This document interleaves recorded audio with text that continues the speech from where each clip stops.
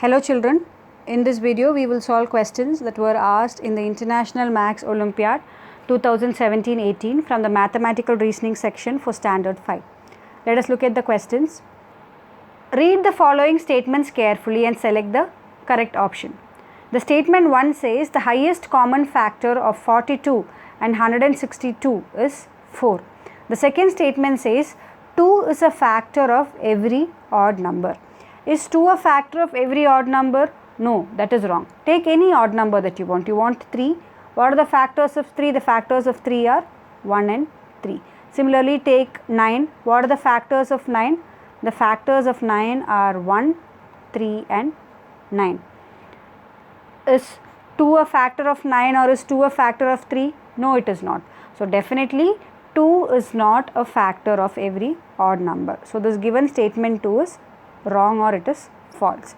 If you look at the options given here, it says that both statements 1 and statement 2 are true. No, statement 2 is not true. We have already found this out. So, option A is wrong. Similarly, here also option D also says that statement 2 is true, which is wrong. Statement 2 is false. We have found that out. Now, the statement 1 says the highest common factor of 42 and 162 is 4. Can 4 be the highest common factor of 42 and 162? No, it cannot be. Why? Because 4 is not a factor of 42 at all. See, can I divide 42 correctly by 4? No, it is not completely divisible, right? So, 42 is not completely divisible by 4, which means that 4 is not a factor of 42. 4 is not a factor of 42. When 4 is not a factor of 42 itself, how can it be the highest common factor? It cannot be. So, statement 1 is also wrong. This is our normal method that we use to find out the HCF, right? You don't even have to do all of this because we are able to find out that 42 is not divisible by 4. When 42 is not divisible by 4, which means that 4 is not a factor of 42. If 4 is not a factor of 42, then how can it be the highest common factor? It cannot be. So, here both statement 1 and 2 are false. Our correct answer here will be option B. So, here some weights are given and we have to find out the weight of R. How will you find out the weight of R? It is given that weight of P plus Q, right? Weight of P and weight of Q put together is 32 kg 500 grams. Similarly, here it is given 2 times weight of P, right? That is 2 times weight of P is 50 kg and it is given weight of R plus weight of Q is equal to 21 kg and we have to find out what is the weight of R. Actually, it's a very easy question. See, 2 times weight of P is 50 kg means what is weight of P? P is nothing but 50 divided by 2 which is equal to 25 kgs. So, this block P weighs 25 kgs. So, what will be the weight of block Q? See, here I know weight of P plus weight of Q is 32 kg 500 gram, or I can say the weight of block Q is nothing but 32 kg 500 grams minus 25 kg. Subtract that. That will be the weight of Q. Or what is the weight of block Q? It is nothing but 7 kg 500 gram. Weight of block Q is 7 kg 500 gram. Now, I have to find out what is the weight of block R. Here I know the weight of block R plus block Q is 21 kgs, or the weight of block R is nothing but 21 kg minus 7 kg 500 grams. Here it is 000 grams. Subtract this and that will be your answer. What will you get your answer as? You will have 500 grams and here it will be 13 kg 500 grams. Correct answer here is option D. Find the area of the shaded region. What will be the area of the shaded region? If you look at these small squares, one side of the small square is 3 centimeter, or we can say that the area of one square like this is 9 centimeter squared. 3 into 3, that is 9 centimeter squared. So, here how many full squares do I have? This is one full square. 2, 3, 4, 5, 6, 7, 8, 9, 10, 11, 12, 13, 14. This is 15. So I have 15 squares which are complete. So what is the area of this 15 squares? It is nothing but 15 multiplied by 9, which is equal to 135 centimeter squared. And then after that I have these regions, right, for which I have to find out the area. Now what will be the area of these regions altogether? How will we find that out? See, when I know that the area of the 15 squares here itself is in the shaded region is 135 centimeter squared, then obviously I know my answer is not going to be option A, because option A says only 120 centimeter squared, which cannot be my answer. Now, but if I look at this region, this shaded region plus this shaded region, if I take these two together, and if I take this region here, right, and I invert it and put it here, it is filling here, right? Or basically I can say that this two shaded region together, they will form one square. Similarly, here this region plus this region, this will form another square. And here this region plus this region, this will form a third square. And again these two regions, this will form a fourth square. And finally this region here and this region here, these two together, it will form a fifth square. So now I have 5 squares. When I am combining these two shaded regions, I am getting one square. Similarly, when I am combining these two shaded regions, I get another square. When I combine these two shaded regions, I get another square. Similarly, these two make one full square, and this region and the region here on top, that will make another square. So totally now I have, it's like all these shaded regions are equivalent to having 5 full squares, and we know the area of one square is 9 centimeter squared. So 5 multiplied by 9, area of all these regions, remaining regions put together, is 45 centimeter squared. Or what is the total area of all the shaded regions? 135 plus 45, which is equal to 180 centimeter squared. The correct answer here will be option C, 180 centimeter squared. The table given shows the number of tickets sold for a theatre show in the first 4 days of the week. On which day least number of tickets were sold? Here the tickets are represented in the form of Roman numerals. You have to find out the corresponding number representations for these Roman numerals, and you will be able to find out the answer. Let us now see what each of these Roman numerals represent. Here I have CC. What is C? C stands for 100. So 100 plus 100. 100 plus 100, that is 200, and XX is 20. Correct? So after 200 I have a 20, and after that I have a 4.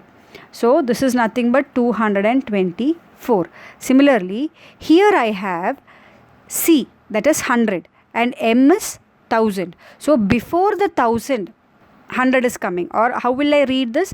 I will read this as 100 before 1000. What is 100 before 1000? That is nothing but 900.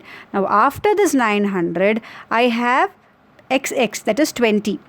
And after that there is a 1, or this represents 21. So after a 900, I have a 21, or this is nothing but 921. Similarly, what is this? Again CM. CM means 100 before 1000. What is 100 before 1000? That is nothing but 900. Now after 900, I have a 50 followed by 2, which is 52. So this is nothing but 952.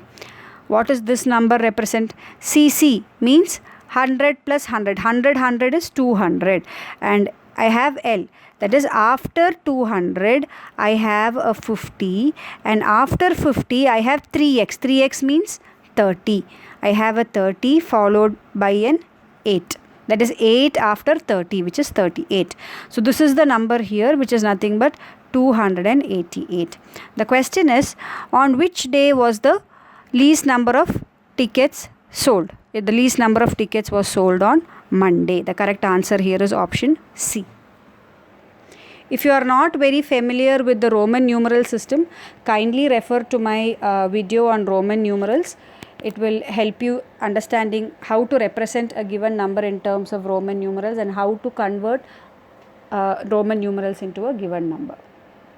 The given graph shows the number of visitors in a zoo on 5 days of a week.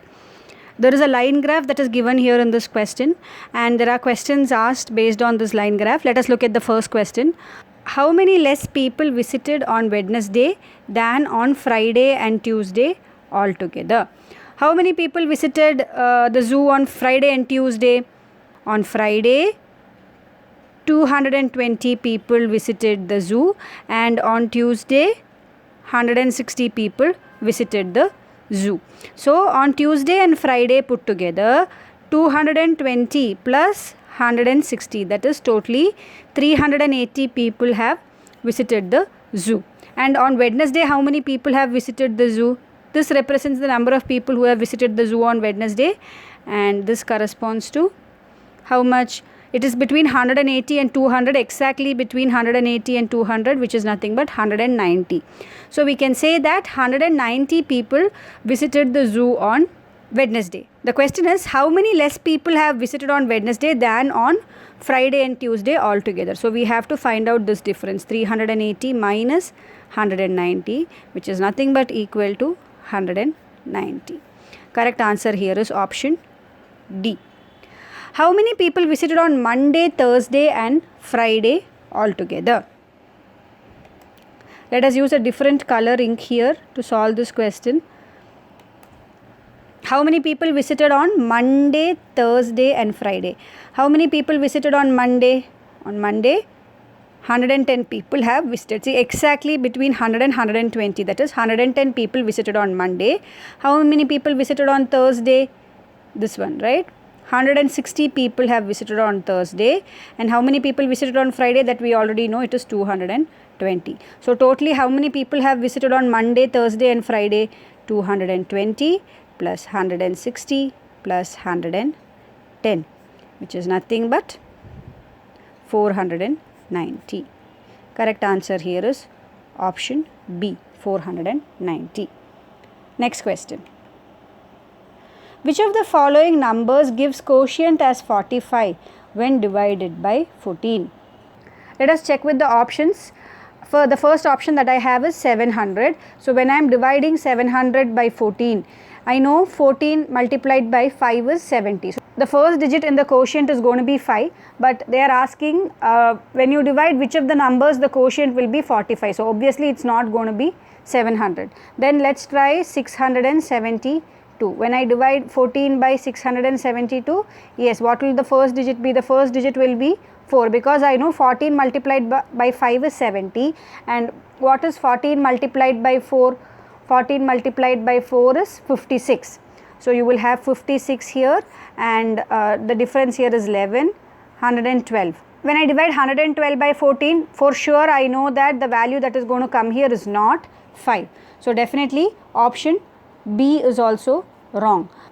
Let us try option C now. I have 630 divided by 14. So 14 into 4 is 56. So I will have 7 here, and 0 I take it down, 70. When I do 70 divided by 14, I know it is 5 multiplied by 14 is 70. So 70 minus 70 is 0. So here very clearly we can see that when we put option C, that is when we consider option C, the quotient is 45. The correct answer here is going to be option C. Anushka drew the following figure on a piece of paper. What fraction of the figure is shaded? There is one really big triangle which is divided into triangles like this, which is in turn comprised of smaller triangles. Let us not consider smaller triangles for now.